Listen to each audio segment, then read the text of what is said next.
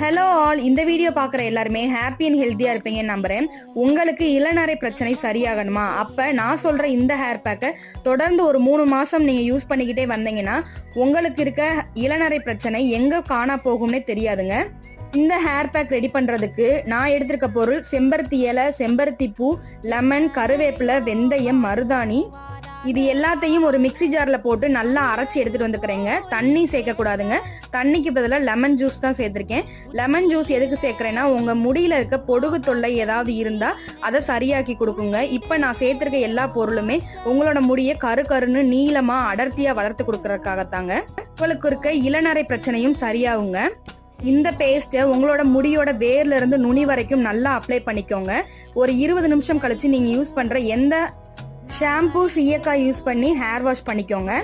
back apply பண்றதுக்கு முன்னாடி உங்களோட தலையில எண்ணெய் வச்சு நல்லா சிக்க எடுத்துட்டு அதுக்கப்புறம் அப்ளை